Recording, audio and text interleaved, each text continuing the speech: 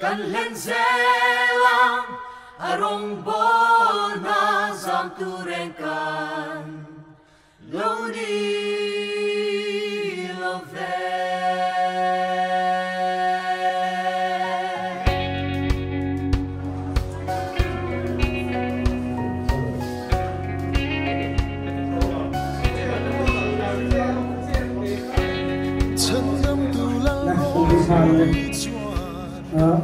hey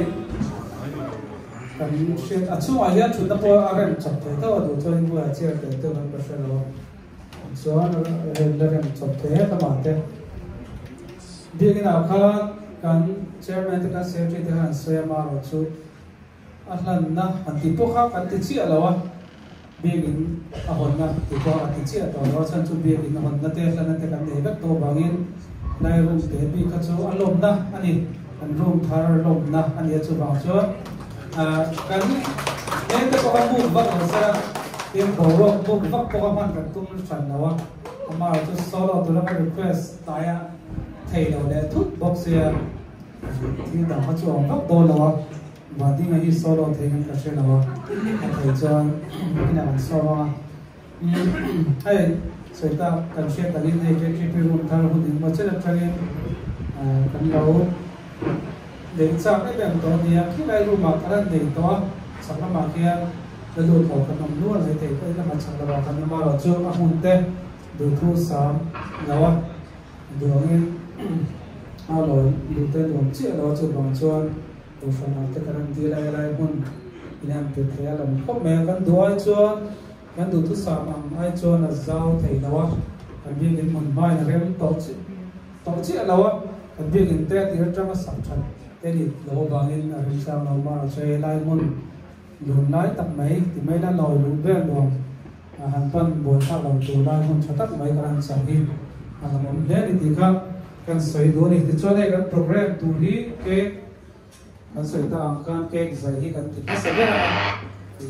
giải á xem để mang tiếng ai đó là bangin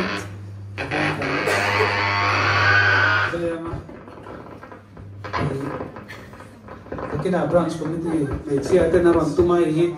đi làm file làm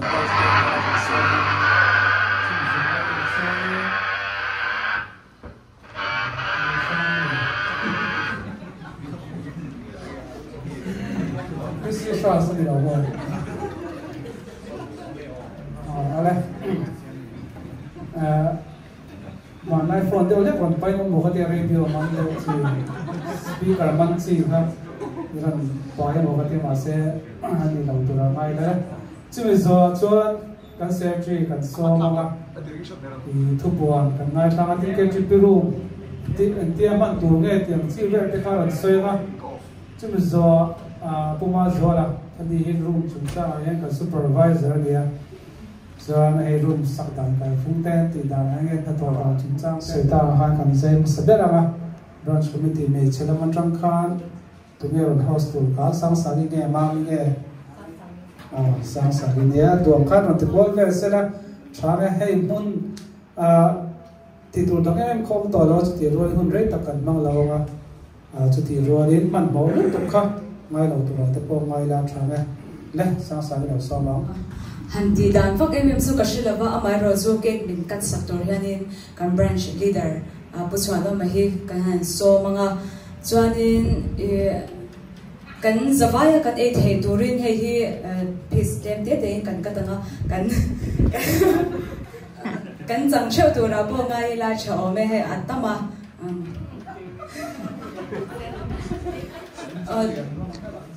lian deuh deuhin kan chanang te tak te de lavin chuanin branch committee member me cha ho kha kha ron chhuak ko da hianin apula hianin lo troyom don ani ma fi kalau ding vesela ena tinge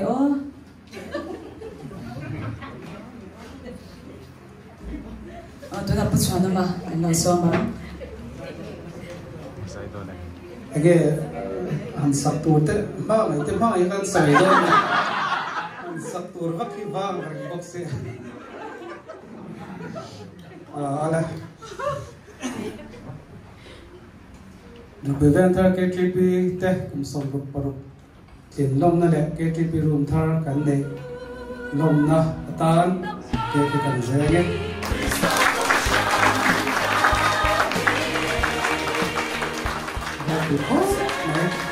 Tinggal dia kerja cakap baru anda faham itu kerja kan kalau tinggal dia kerja cakap dia apa yang dia kan cuma mereka dia lo komen về tập trung thì mà chơi thì đó dia i cái gì bằng đó này cái gì bằng đó này đó là thì cho cần dây lỗ đó thì hắn mới nói em mẹ đâu dây có dây cho đâu ô bị giật mà cái dây đây có bọc xì rồi bị khóc mà REV liền khai group te po kha nghe sai ai tha la nghe pu sai tham group te champion đó support ta kha chiang lawa so khama group te tra ta mai inda nei ve na tro so khama group khan à hoàn tiếng cho bạn bom đầu các tiền là quá đấy bất chợt nữa mà cần lo mẹ cần branch OB hậu kha không ai lâu tiếng ula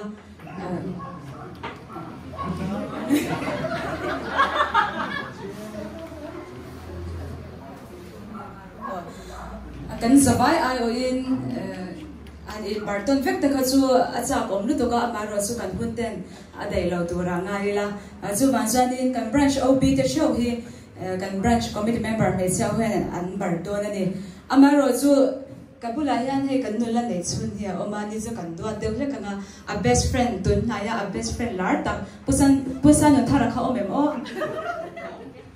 pusan ta han kan assistant secretary chu ran Barcelona chang a branch committee member me chau ka ran ting ro le pusan ta chu memo lo ka ro le hela ma hen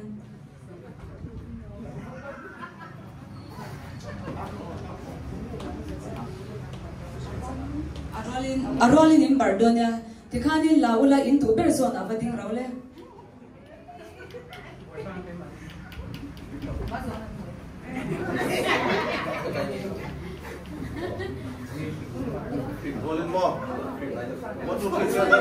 o arwal khan ding deule pula kha ta halin no tong vak su heta te ran phe rawle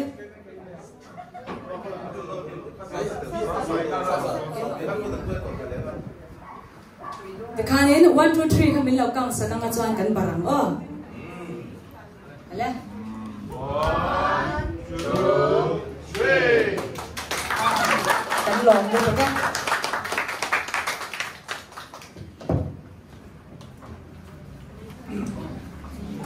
là kan lo me dihan zai thei toi tu ngai lo choi chok do mam han choi chok da di hai ron sen hoa mấy đó là nè à đồ đến hồi là mang một giấy mày đâu lẽ tôi nói xóa cái secretary là xóa mà ha share thì ngay cái chuyện room chung chăm mi bị cả cái đầu bộ thiếu đằng thế bộ như một chủ động thế à cần xóa mà phốt mày nè xong rồi thiếu đằng cho cái thế tôi là ngay là trái tôi là cái secretary xóa không Amasain ang lau rising day chungcha kha voina kan leader kalchokta pufela khan tlem ron post group khanin soi hi a thalo zo kan bote ka tia masela kan soi chota ga chuan han soi chen de lo ka kan zawai ta na thazo kan ringa hei ani ti te KTP day te po hi ani de ka chuan ni som ti panelom thekani som pro ka te kan lo ma han tha ko level a kha a tu na vaki ke ma ta ka chuna vak lo ani kan lo hi Christmas kan lo mang mai hian nge kan nei mai hi ka support zone ta kan ya chu tiang tak chuanin kan ko han po hian tun ma train rel fel san da ya ani da ta ka chuanin kum hi tunai kum hi kan upa ni ku federal seida na check ha ni a i branch church dor kui tanga kan din khan branch church ding sa a chumi ang chuan ani ama ro chu ko khan te ron dinga ko khan aya KTP upat kha kan foi tuma sa te na thara ve an ti wangin kha kan ding thang me tu kan ngaya chu tiang chuan a som ro par na kan lo mani ti khan an pom tlang mai la i lo ti ma zo ke lo ti vel kha ni vak lo a som ro par na a khani ngai mai la chom me chuanin i pathian in shwaya branch upa pol tak mai kan lo ni tang mai a heng hi kan van le na te kan foi tu local hasa te na thil tam tak kan lo ti ra te ni a chu tiang chuan branch changtum tak kan ni a chu tiang zela kan chaw wang chuan ani ang chu in rel bol na fel fai tak te kan nei ni chung kara chuanin ko ran in biakin te an sa a mai KTP room te min han pe a chuanin kumina hianin biakin te kanan lua khanin ni kum lama khan KTP room te hi nei ve thai a man ti a chu tiang chuan kan han dila ko thana a tira chuanin khoi lai nge min ko mo o hi kan ti ve reng thina hi kan biakin te sayang khana chakla mak jan hun zau tak tak te lo ma amaro chu hi kan sun nei te le kan biakin kami kan sak te hianin chaklam kan on talu tu lo biakin kha presbytery thleng tur te kan ni wangin a biakin ngar ngar kha kan tum ta sia asar hulai room nei lo kha kan hlau ni a hruai tu bor atang po khanin chu tiang chon chaklama te po hen khi ange ni room all tam tak te lo ma khi kara te po hen min han kho pui ten tum viau na nga helai room ro ka hi mel ru ra ni kan han deal book mai khan ni a chuanin ko khan committee point film khu takin kan ko khan chu kan film khu kha enga tang nge KTP room in man don te hon thelut le ulan ti a chu tiang chuan KTP room man dan tur kan du ang te an tiran chol na ani pa tur ani tiang chi te atul huna committee theina tur ang chi te heng po he te kan han nem phenga akina chuan thut na long chair te da atia center table na han thut te na chu chi tur ang chi te kha kan duan da na chu ni atin kan han na tlamun ber poll tura po committee sub committee le te kan nga group te khate na kan thut maya ya chon room lian serang chon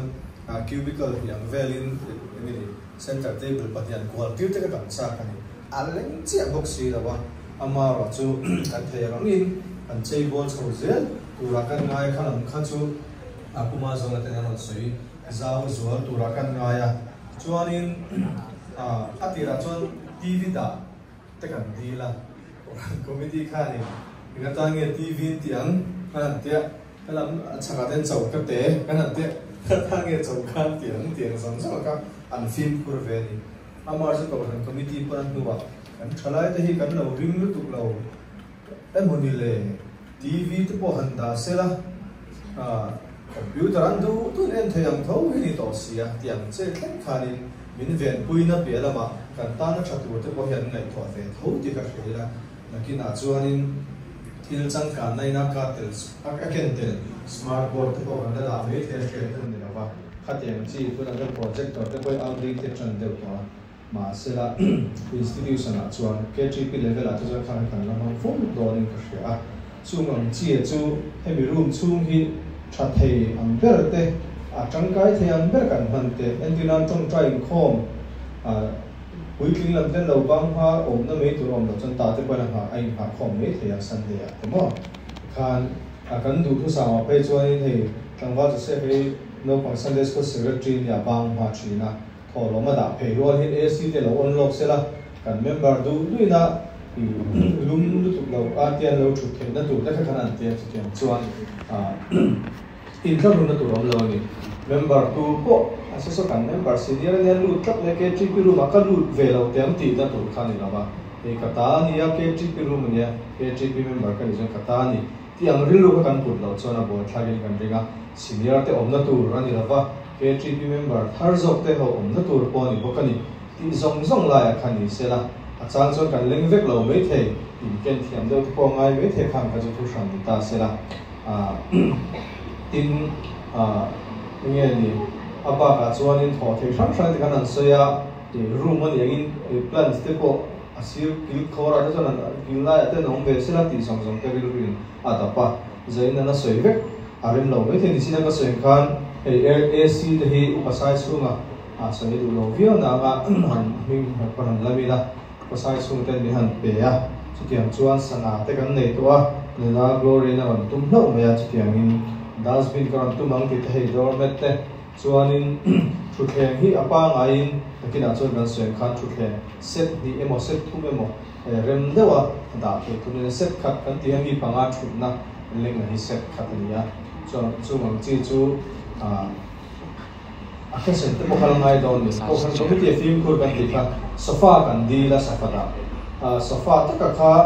engatan nge niam ti khan gil ru ni le ama sela a omanga ko kan committee chuan kina chuan vestry de ki sofa dan di ring zo kan chutiang chuanin ati bu tu tam taka kan ni kan thia tin he te hi pe chuan nal kan lo ti ve me ya kholina kero me kan ya taw ma bo kan kina puma so na ron sei fe pe kan dinga khang ang chi enge mo don nei du kan nei ang chi ka chen ho mo ang khara thei ni kan ni ti khani sena na kina flyers te ko kan na lo nga chutiang chuanin nge ni in report zel me tu ni kha zel ka sei tu to mi sela tho le la lo na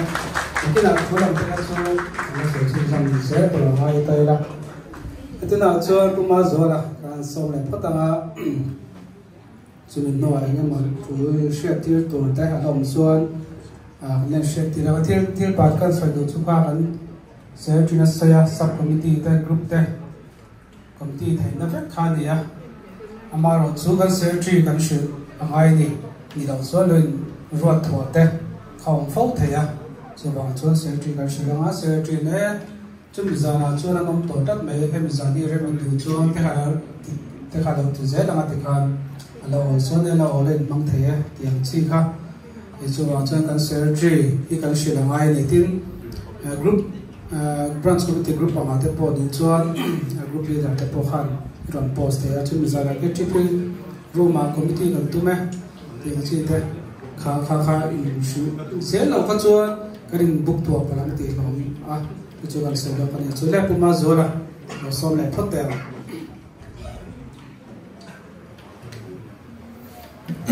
ole kan ke GP room te asak dan tur te ti vela ruam man na lo siama ma la tu khan min han ruam man tir dewa chu ni kum lama tang khan ma te kan han la amai ro chu kaushan committee kan ti kha June tha ni ti chuan July tha phal na te kan han huwa amai ro chu kan biakin saklai te ni helai room hi kaushan committee room hlui ti kha ni thil sang sang tan kan manawang khan kan khoi mai thei lawa na kan tran hun tak hi November ni som hi pakhat sang hi som hi pathum kha ania November sa to patangin bul kan trana ni kuma branch committee KGP room ti jong thun da tan hian cheng noi khat le sing khat kan da cheng noi khat le sing khat pangin ni kum khanin fall ceiling te kan siama ti chuan a room hlui han shet pha kha chuanin tuk ver kha enge helai lung pheya te khang lai sir ko la te khan tuk ver kha a kwal chuak vek kha nia chung te chu kan han thiat veka bang te kan han ping boka thren khat lai ti chuan kan tuk ver zong te kan han thak vek boka ti chuan wiring te nikum lama kan ti boka chunga mang chuanin nikum lam kan sum le pai mang khanin ma kan han la ti chuan hei anunga hian hei khan chuan na te oma asir ve hian hela hian varanda te a the hei hi zial an zuni te utan te chuanin han pan te po a thamai theya so railing a om lawa chu kan leader kal chuak tlangwal riki a khanin min siam saka te chuan a bum roman hi kan tuma te chuan tlangwal riki te hianin enge a siam khachu a thon liau min siam sak nge ya chu tiang chuan nik kuma noi khan le sing khan branchina da mang khan noi khan le sang ria chani som kwa nikuma kan manga ti chuan kumin branch committee noi khan le singa KGP room ti chang thunna tan kan da le a chumi mang chuanin kan han thuam bel zel boka kumin hianin hei helai kan hnunga kan backdrop te kan han siam boka ti chuan ni kum lama kan ba te kan han pe a tiang chuan doka te kan han dei thar boka ti chuan kan logo te kan han siam thar kan logo hi Mizoram ma chuan amma saber dot tu kan ia kan ma saber lo thata ama ro chu ke ni a ma ti kha KGP logo chuan a size kha atea enge kan logo ta ki chu fit ni le chan ve line ni ki lian thatok tak chu nia hei hi CNC call ania aizola chuan ani hi pakhat deuh chawan lo ma ti chuan heng vel neu hanti na khian cheng sing khat ve lai kan cheng ani tu tiang chu nia tin chung ba ka chuanin hei kan ni chin kan secretary na sei to a kan room hi helai hi ni a em na sa a lum ma chu wiring kan ti lai khan a thlanglam a hian na enge hun local turate air condition te kan la da thei ve ta kin ti in enge AC line a point turte kan da sa veka amai ro chu enge AC te chu amante alo tam to de upok ne ni khanin lei thei mai tur din muna han kan in ting lowa amai ro chu kan kausan upa te atangin kan ni chin kan report te kan ngai thato a min ron pe thei lo meya ti chuan kan kan room a chuanin atira train AC kan han nei thei tur te po hi kan van nei hle a ti chuan kumin kan budget atanga noi khat singa tangin noi khat le sing ni vel bori kan mang to a ti chuan ba te po kan in a tlak fel chho chuan kan in share a tu na hen paisa pek lo te kan share lo te lo mai the ma se om lo tura chuan kan han ngai to noi khat sing ni ama ero chu kan ti du a sum le pai mei pia lampanga atha le sung senga kan room a puitling na ta na tha tho tu hi an om nuala ama sabera chuan lom tu han soina tura chuan he kan venga kan KGP member designer tha kan neya tha hi atira tangin kan KGP room hi min design saka tin design pakhat so po ni lo design pani pathum lai mai min siam saka chunga tang ni chon kan han thlang a ti chuan a khoi chho chung chang a po tha hian min guide na sa a tina mystery sang te po ke ni room te chu hei lian lo tak mai hi nia chung han khoi na tura chuan tha tam tak anaw te ho ne min tho puya tin lo man te pek te kan han du mai ro chu tha hian chu ang te chu min lak sak tu lem lowa ani chunga hian lom thu kan soi tak mewa ten kan wiring te he kan member kan soi tu ten in tau del mema kan wiring te he wiring man te he han la don se che tam tak man tur ania tha tena an design am takin he kan committee member train siam te fel te tin shiata ten a thon vekin min han siam sak boka chungang chuan kan soi tu ten in pe ni chingkha kan soi to hnulama steel railing te kan leader kal chok tlangwal rikian min han tum sak de bok den chung zong te sum le pai kan pek chia lo te hi han chu te la chem tam tak man tur te nia apa nga ya chuan tu na hian noi ni le si thumang vel ang chau hi kan lamang chuan in heng lai room kan han pui tlin the te chu nia henga hian tin kan branch committee member te po kan thok na sa a kan soi tu te an in pe a heng sang ate kan natlang member te siat chia lo te point kan natlang na sa a chung zong a member te tin kan hondon chawa te group committee te kan natlang boka chung ang sang a member te kan in pe na wang lewin zaina hian he kan han lua lut ve thei te po ti la kan soi sol om lo ve khang te kha an han soi ve thei te chu ni ro se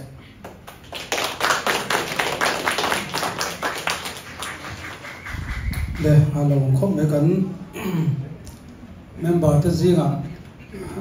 activity theyang kan nei no la tin hei ai soi du lawa ma zo la ka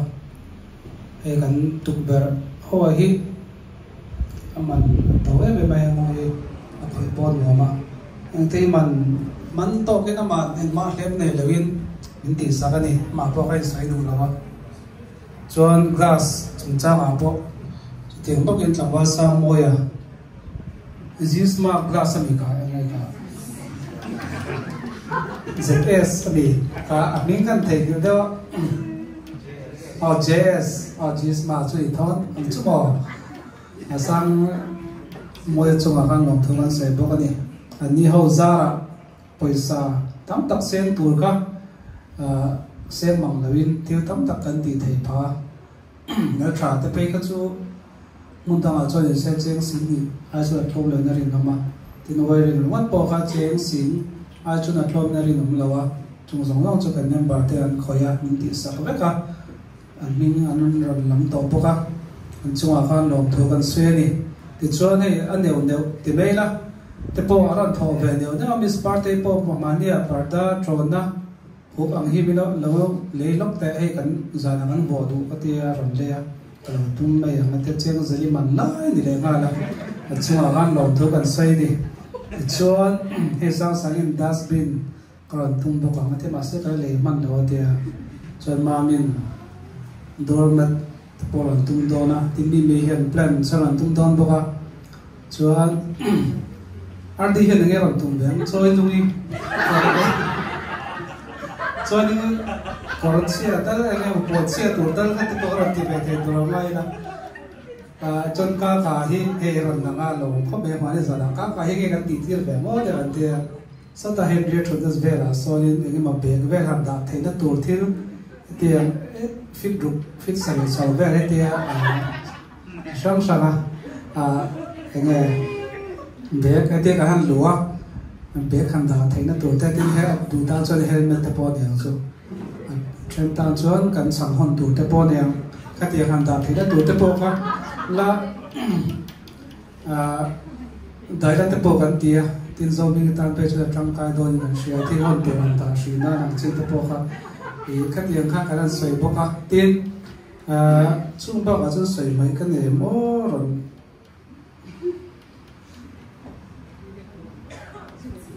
parda trona te poi he man le ngai vek thil hi nia mi pu chaw ten kon tu mange ati boka chen za man me la shelo zariat man vel da te chu ni mei thei so the wal kop te chu ron zoi to he sang glory ti chu ne kan lama mo chon thu thlen hi mi hi da tu ra hi sam khan ne ro tu da kan man hi ma ro chu hen te hi mo cha ma la nei chau tu ra kan ti nia kan pu sai da ra zirin cho kan serti na saita khan donation ka akai khel khan kan phut chong lawa cheng songa za zani tiang lek lek kan thobom po khan ni mazat khalo tin kho market tribute tan kan thothen le na to te kha de thei ta kan ring ani tiang to chon kan anin ye bo kha intilu na ro chom lawa tin thothen nga semi sofa khan ti dewa ko ran khan ka tiang ron tho du te po kanam mấy thầy à thì cái tiền cái nông cái chuan thọ thầy rất là này tin hàng repair đó anh xem chặt tiêu đó tháo chặt đất trắng thầy tu anh thọ tu vấn đề thế bộ tin chụp hem xây tu nó cần man ai thế mà trắng căng là đâu thế bộ tu nó bằng số là tiền đó phải dễ tu làm chi thế bộ ấy thì cần mà mỏ thì là cần đóng thầy rất mà càng thế bộ khác thì chuan khang kha minute bùa tu na kolon sei to zong zong te po kha thì kan zia tu chim do ni ke trip ru mata na tha tho zong zong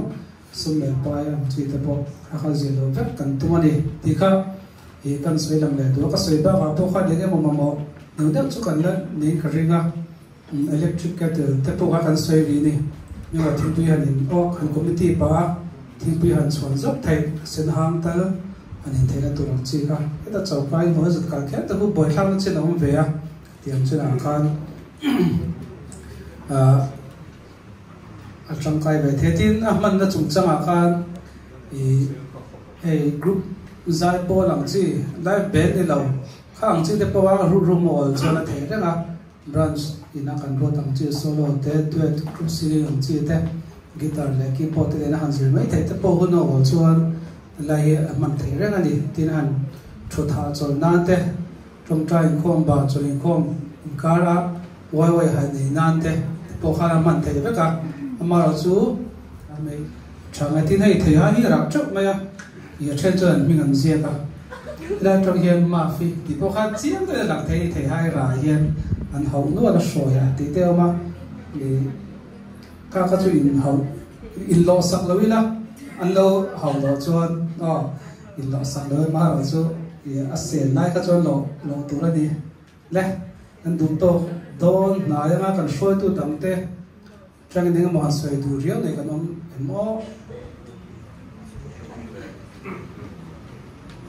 program kan lam ve chi lo na nga thala ka te om ve si hen tin ve sam ka kan duwa azana khan Cohesion Committee chu ma khan de chen an soi thuak to a lom tu soi sen lo kan ba a kan member te kan lom thiam tok lom ti ka lawa din tharvel kham te chu di ma ka chu kin khom puya an pia lama te thalai te nan committee ya an garage tur te khu an ngena an ti thatir le a committee na ngai tuwa ka tiang khan na te kan branch wai tu te hi kan ti mai the ya a then chuan kan la tha thawanga thanin kan hriat to lo ta kin kan biakin sak that hi KTP rotani ya KTP biakin hi sa thang u kan ti ya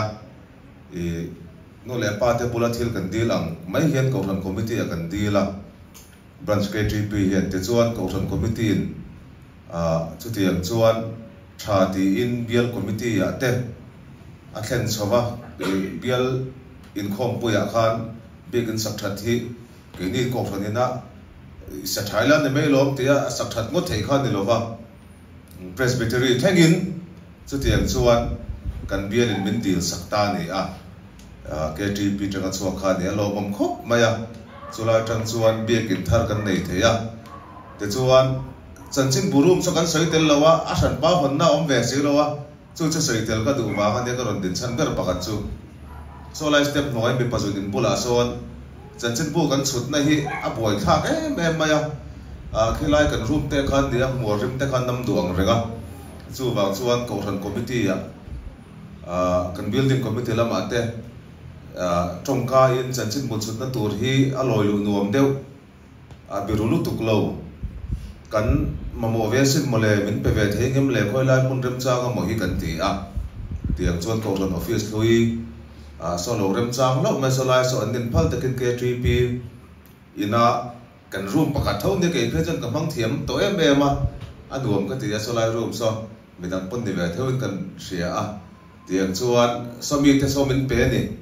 chu tiang chuan he me room chau hi ne lo wa Cohesion Committee hian so lai chanchin bu room ta theng so din min ngai to em a alo mom le atin atom na ta na karil ru lo om ve mai kan soitel du chu kha donation chung cha kan soi na sang renga thanem ngai anasia a tho ve lo te ka kan in thlasong om ti kha la om lekling ka ti ya tho ve lo ni kha ai thlasong om lu tuk chuang pon kan thlova cheng noi chuang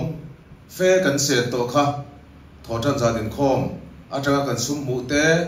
group sang kan hatla na tanga kan sum mu te tin thatina ip kan khon mang te a branch na sum kan lo khol ve ki member zong tho khom kan mang tho ani kha kan zawa in kan tel to ani he room sakna hian member zong sei sen kan ni lova chu wang chuan member zong te khan sum kan tum vek to ni he room siam nan hian tum lo tu ma kan om lo zai da ron kal te he chuan kan phak ang to kin tholo ma te le khang ip sang a te kan lo tho te kha ti hian tangkai takin kan manga kan zawai ta ne a dei tu ber po kan om lo wa kan leader ta po chong lo wa thu ber chong lo wa chu tiangin OB te po kan thu ber chong lo kan zawai ta kha ani a tiang chuan zai na hian member zong te thorim na le in pek na azar hen room ko thane min pek te han che bol the kan ni ti kha kan zawai hriat la na tan kan soi ve hrim duwa member zong te chunga khanin committee ai lo te pon lom thu kan soi ve ringot ani chu ari to ang renga ngai thatu lom ta chuan ban thoi zo te po ka cha om toi na rin ama khati zong khani meisela kalome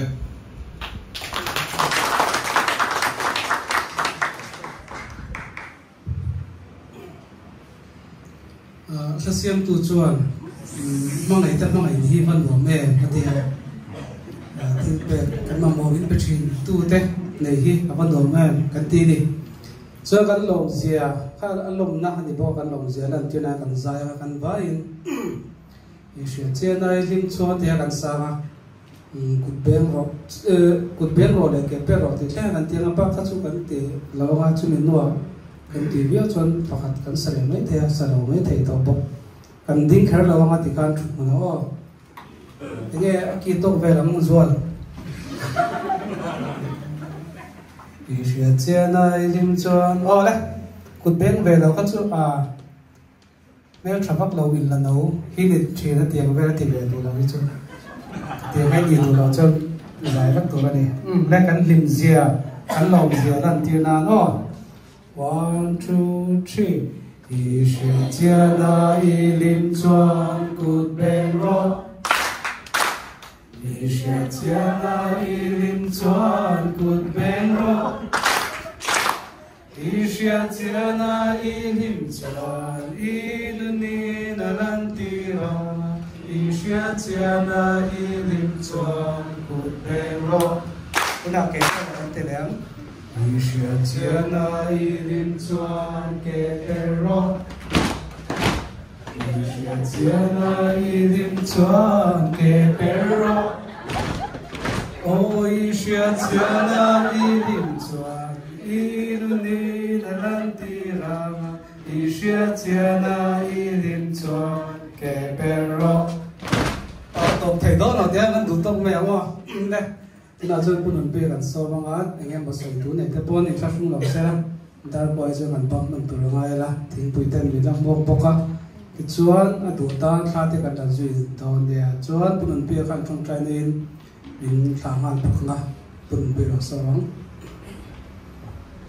pathian ma ku hin thong trai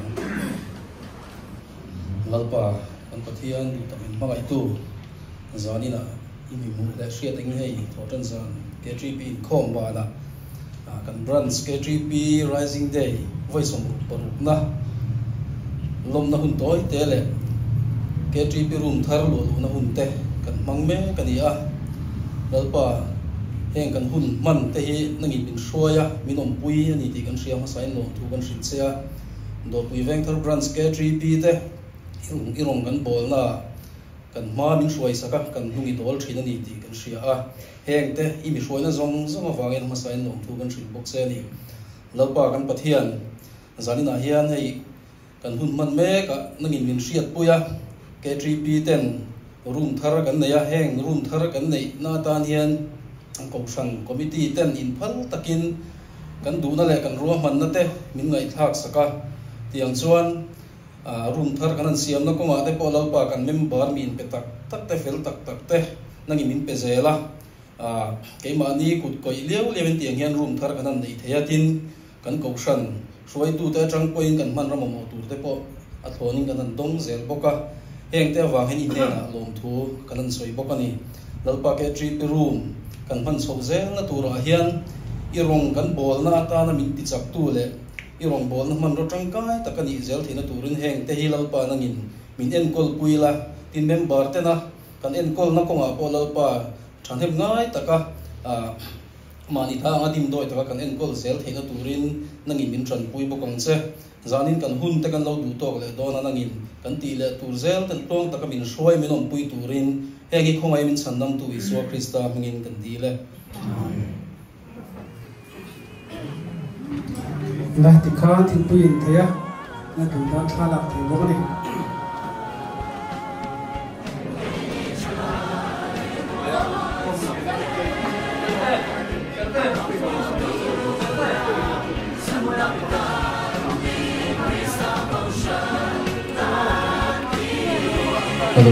thính quý khánh thôi ạ, anh số số cũng có.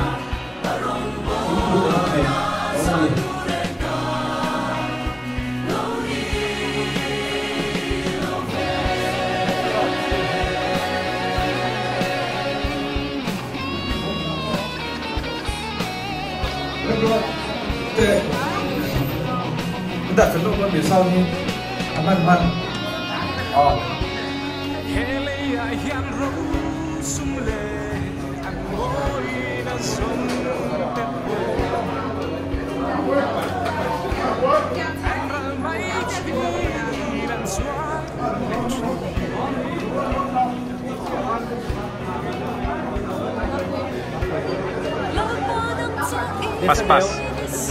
pas kormika.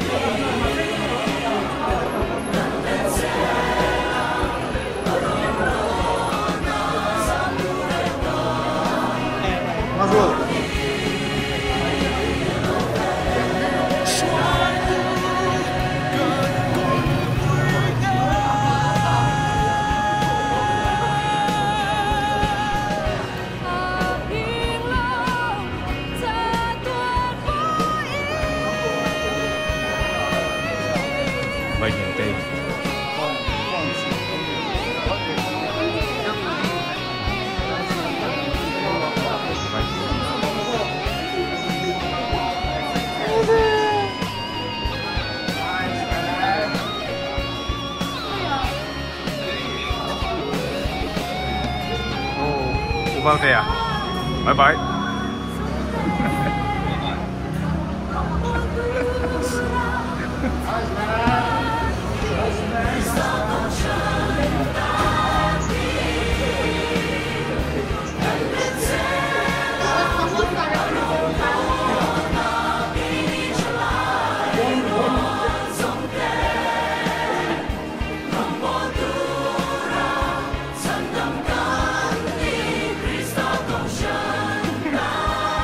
PPC, dấu sang quê, PPC.